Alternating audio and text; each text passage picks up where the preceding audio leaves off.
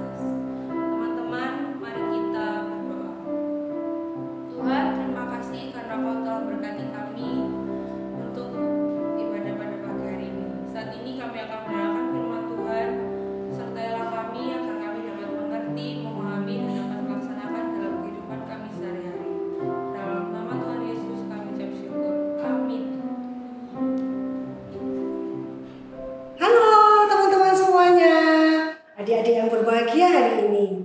Nah, adik-adik, hari ini kita akan belajar firman Tuhan tentang belajar peduli dan bertanggung jawab. Firman yang kita ambil adalah firman dari Keluaran 18 ayat 13 sampai 27. Kita akan belajar bagaimana peduli dan bagaimana bertanggung jawab melalui satu tokoh, yaitu Nabi Musa. Dia adalah pemimpin bangsa Israel ketika harus keluar dari perbudakan tanah Mesir. Yuk kita dengarkan firman Tuhan, kita baca sama-sama. Ayo. Keluaran 18 ayat 13 sampai 27.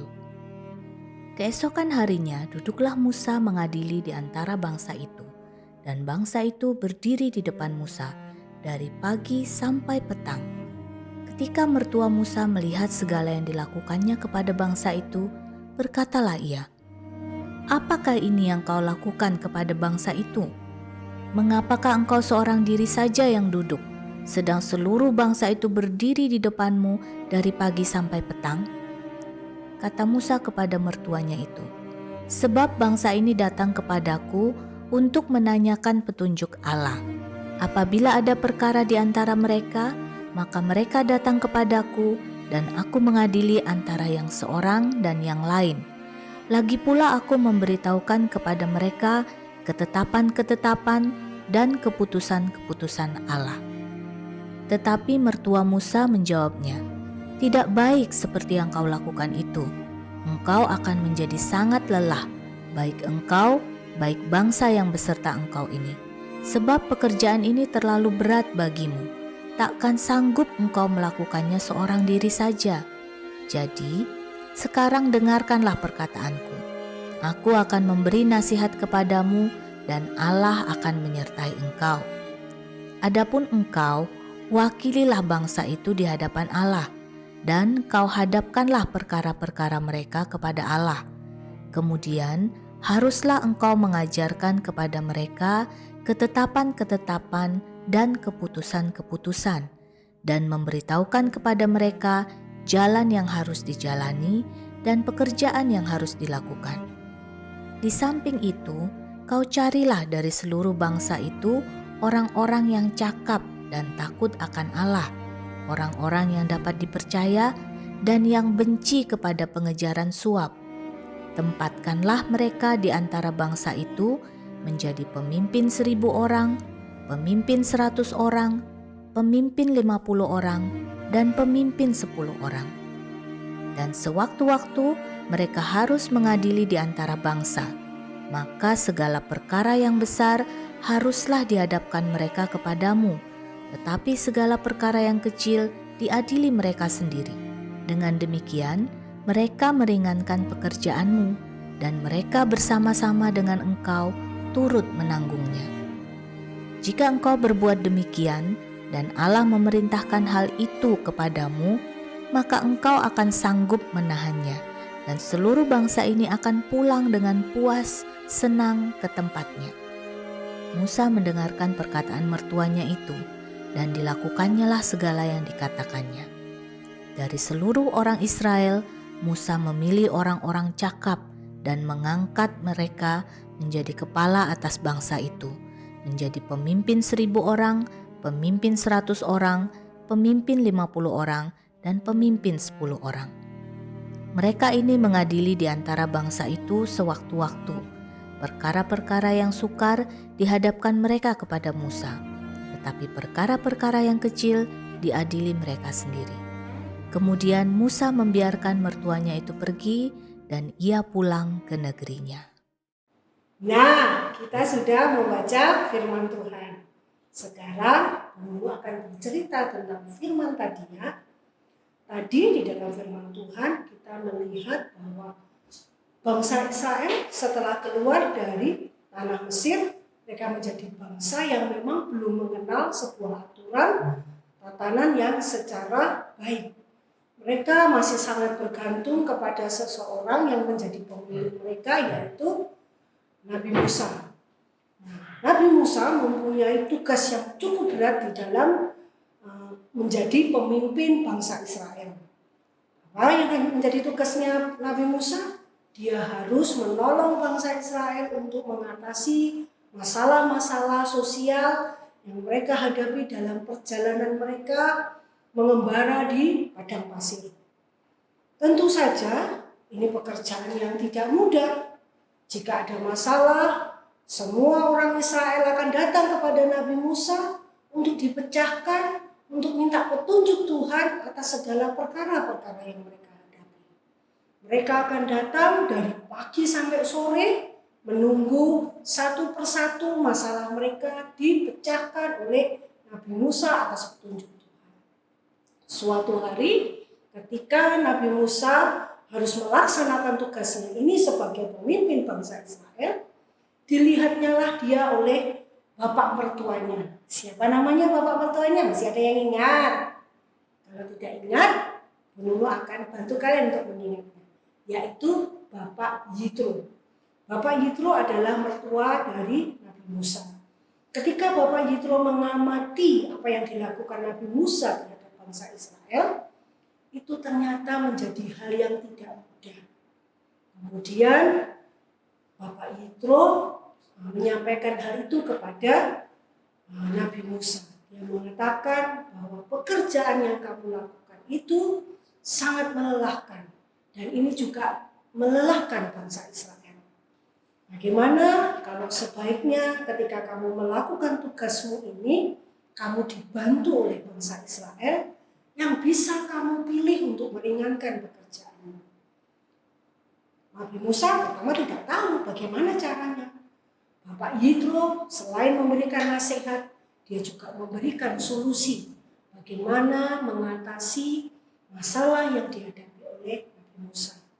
Kemudian Bapak Yitro mengatakan, kamu harus memilih dari bangsa Israel untuk mewakili per 1000, per 100, per 50, per 10 untuk menjadi wakilmu, membantu bangsa Israel memecahkan masalah-masalah atau perkara-perkara keseharian mereka, mulai dari tingkat yang paling sederhana sampai pada tingkat yang paling sulit. Ketika masalah-masalah yang sederhana mereka bisa diselesaikan bersama dengan wakil-wakil yang sudah kamu tunjuk dan sudah kamu latih. Tapi untuk perkara-perkara yang sulit, untuk perkara-perkara yang membutuhkan penyelesaian yang rumit, itu harus diselesaikan oleh Nabi Musa. Kemudian Bapak Yitro juga mengatakan bahwa tidak mudah memilih seseorang untuk menjadi wakilmu. Tapi satu hal yang menjadi kunci bagi Nabi Musa untuk memilih wakilnya, dia harus memilih orang yang memiliki integritas. Integritas di hadapan Tuhan dan integritas di hadapan manusia. Apa artinya integritas itu? Integritas adalah orang yang takut kepada Tuhan, orang yang mau sungguh-sungguh melayani, orang yang mau melakukan pekerjaan dan tanggung jawabnya dengan sangat baik, dengan sungguh-sungguh, meskipun tidak ada pengawasan. Itu juga bisa kita lakukan, teman-teman. Dari situ kemudian Nabi Musa mulai melakukan apa yang disarankan oleh Bapak Yitro. Dan setelah dilakukan Nabi Musa, memang itu membutuhkan proses, tapi manfaatnya ternyata jelas terlihat. Nabi Musa semakin ringan, gak kelelahan, bangsa Israel juga terpuaskan ketika mereka harus menyelesaikan masalah-masalah mereka dalam kehidupan mereka sehari-hari. Nah, dari situ apa yang kita bisa tarik dari kehidupan kita sehari-hari, teman-teman? Dulu punya cerita ini yang ada kaitannya dengan kita. Ini ada sebuah keluarga, sebut saja nama anaknya itu Jojo dan JJ. Jojo ini sudah besar, sudah sekolah di sekolah dasar. Sedangkan JJ masih balita, masih harus disusui ibunya karena memang masih kecil.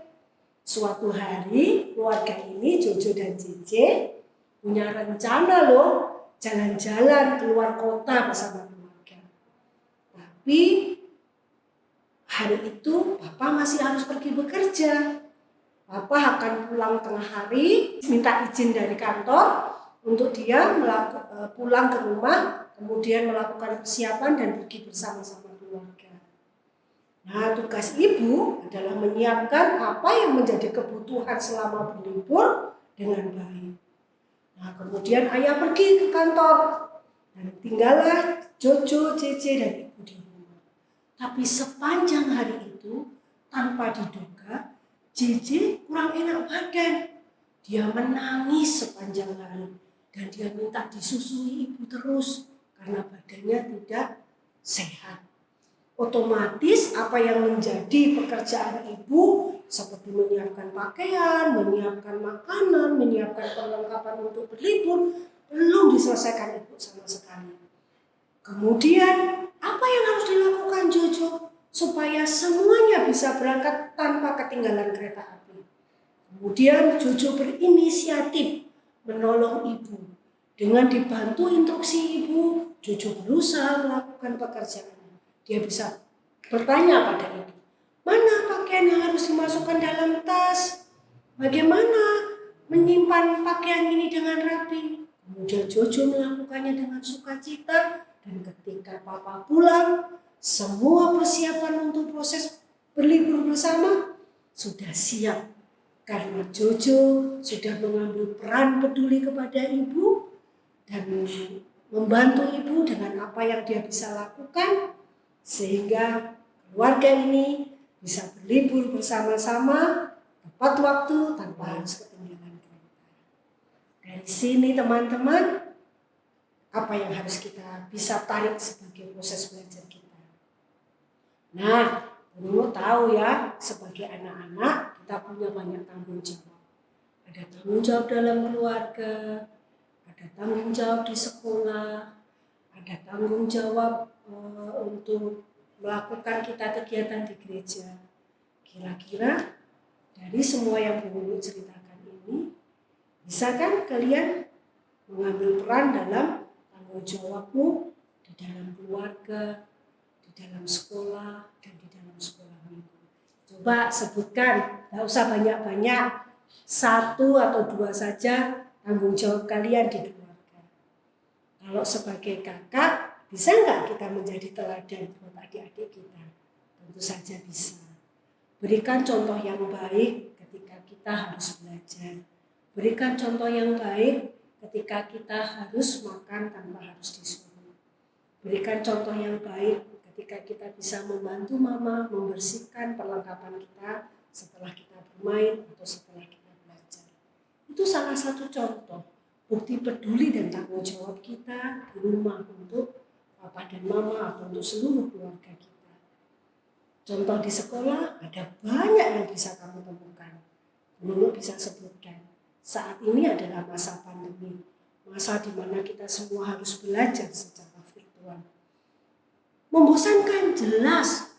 Berbulan-bulan kita belajar menghadap laptop, kita tidak bertemu dengan teman-teman. Tapi kita bisa mengambil sikap tanggung jawab dan peduli. Apa yang bisa kita lakukan? Ketika gurumu menjelaskan meskipun tidak bisa melihat situasimu di rumah, kamu bisa belajar dengan sungguh-sungguh. Kamu tidak melalaikan tanggung jawabmu meskipun gurumu tidak bisa mengawasimu secara langsung. Kenapa? Ketika kamu bisa melakukan tanggung jawabmu belajar dengan baik, memperhatikan dengan baik, kamu bisa mendapatkan hasil yang terbaik untuk dirimu sendiri. Dan itu tentu saja bermanfaat bagi kita. Bagaimana tugas-tugas kita di gereja? Ada banyak hal yang kita bisa lakukan meskipun di masa yang tidak mudah ini. Kamu bisa mengambil sikap yang tenang ketika kamu melakukan ibadah. Kenapa hal itu dilakukan? Supaya kita tahu apa yang hendak Tuhan sampaikan kepada kita. Nah, teman-teman, Nunu yakin kamu bisa membuat satu list, to-do list begitu, satu persatu tentang kepedulianmu, tanggung jawabmu terhadap keluarga, terhadap sekolah, dan terhadap gereja. Mari kamu list supaya kamu bisa terapkan dalam kehidupanmu sehari-hari. Nunu yakin kamu bisa lakukan itu. Sebagai penutup, Nunu berikan kamu 1 ayat hafalan yang diambil dari Yesaya 6 ayat 8. Bisa dicari, Nunu tunggu setengah menit. Yesaya 6 ayat 8. Yuk kita baca sama-sama. 1, 2, 3. Lalu aku mendengar suara Tuhan berkata, siapakah yang akan kuutus? Dan siapakah yang mau pergi untuk aku? Maka sahutku, ini aku, utuslah aku. Bisa? Mari kita menjawab tantangan Tuhan, utusan Tuhan untuk kita siap diutus menjadi teladan di dalam sikap peduli dan bertanggung jawab. Tuhan memberkati kita semua. Mari kita tutup di dalam doa. Bapa yang Maha Kasih, Bapa yang mencintai kami, terima kasih untuk firman hari ini. Biarlah firman yang sudah dibagikan kepada kami ini boleh kami terapkan dalam keseharian kami. Kami menjadi anak-anak yang peduli dan bertanggung jawab dengan integritas kami, takut kepada Tuhan, dan melakukan semua apa yang menjadi tanggung jawab kami dengan sungguh-sungguh. Kami percaya ketika kami tidak mampu melakukan, Tuhan akan menyanggupkan kami. Tuhan akan menolong kami untuk kami boleh menjadi teladan yang terbaik. Terima kasih Tuhan Yesus untuk segala hal baik yang sudah Tuhan berikan kepada kami. Memberkati kami, mengampuni dosa-dosa kami. Di dalam nama Tuhan kami Yesus Kristus, kami sudah berdoa dan mengucap syukur. Amin. Nah, tadi kita sudah mendengarkan firman Tuhan. Nah, seperti di firman Tuhan tadi, umat Israel saat itu juga mengambil pelayanan. Nah, kalian pun juga bisa mengambil pelayanan, seperti Kak Feli. Nah, Kak Feli sekarang udah pelayanan apa aja, Kak? Ikut paduan suara, ensemble, dan selalu mengikuti ibadah online. Wah, keren. Nah, kita juga bisa pelayanan seperti Kak Feli, maka itu kita jangan lelah dalam mengambil pelayanan. Yuk kita sama-sama pujikan, jangan lelah.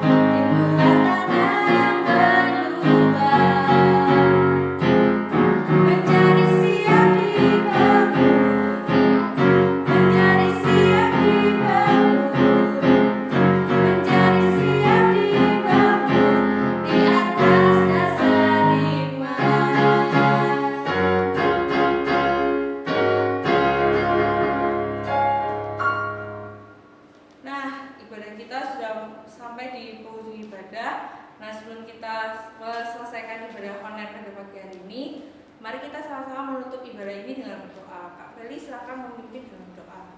Mari kita berdoa. Tuhan Yesus, terima kasih sudah memberkati ibadah pada hari ini, dari awal, pertengahan hingga akhir. Terima kasih ya Tuhan. Haleluya. Terima kasih.